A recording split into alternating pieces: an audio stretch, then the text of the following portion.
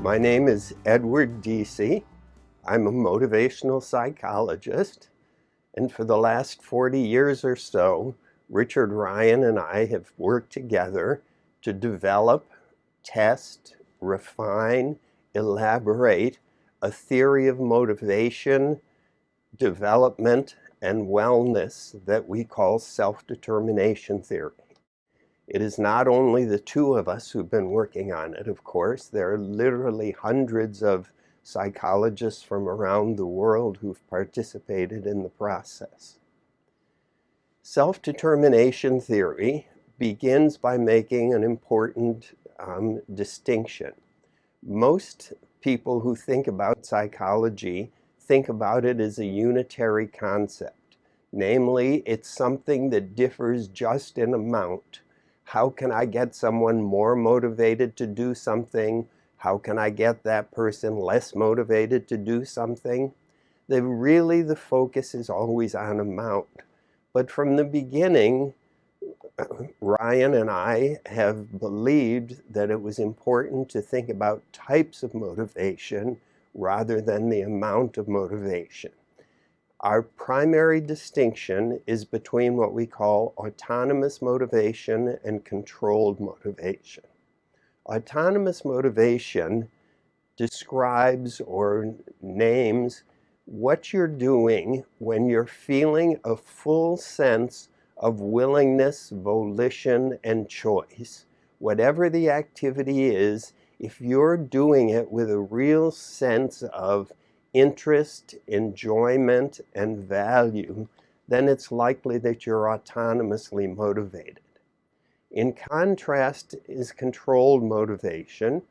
Controlled motivation refers to doing something in order to get some reward or to avoid some punishment. It means doing something because you're feeling pressured, demanded, obliged to be doing it. I think when most people think about motivation, they're more often thinking about controlled motivation than autonomous motivation. But we have found that when people are more autonomously motivated, the performance, their wellness, their engagement, all of those things are greater when you're autonomously motivated than when you're controlled in your motivation. So that's the first important distinction that we make in self-determination theory. The second important point is we believe that all human beings have a set of basic psychological needs. The needs that we believe are important are the need for competence, that is to say, to feel confident and effective in relation to whatever it is you're doing. Second, to feel relatedness, that is to say, to feel cared for by others, to care for others, to feel like you belong in various groups that are important to you. And the third need is autonomy. I've already said a bit about autonomy, but now I'm making the point that autonomy is actually a human need. And a human need is something that people must get satisfied for optimal wellness and optimal performance. If they don't get the need satisfied, then there will be negative psychological consequences that follow.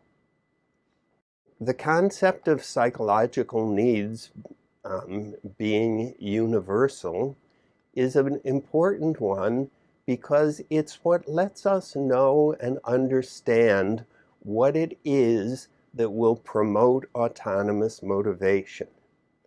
When people feel competent, when they feel related to others, and when they're feeling a sense of volition, they will be autonomously motivated, and the positive consequences will follow from that.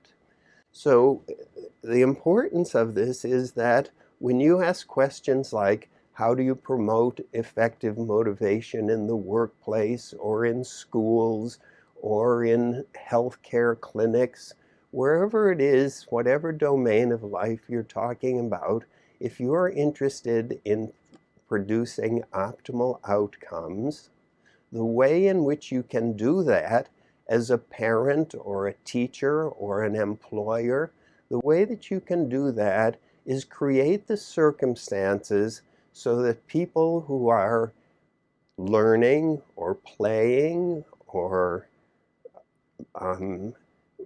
performing for you, so that they will be optimal in their outcomes. What you need to be doing is supporting their basic psychological needs. Now, when it comes to autonomous motivation, there are actually two types of autonomous motivation. When I first started doing this work, I was very interested in the concept of intrinsic motivation. To do something because you're intrinsically motivated means you do it because you find it interesting and enjoyable. That contrasts with extrinsic motivation, which means you do it because it leads to some separable consequence. Okay, so intrinsic motivation is one type of autonomous motivation. The other type of autonomous motivation was really developed by Richard Ryan. It was he who got interested in the idea of extrinsic motivation and whether extrinsic motivation could be autonomous or not. And what he found in research and in other research that we did together is that people can actually internalize extrinsic motivation in such a way as they own it as their own.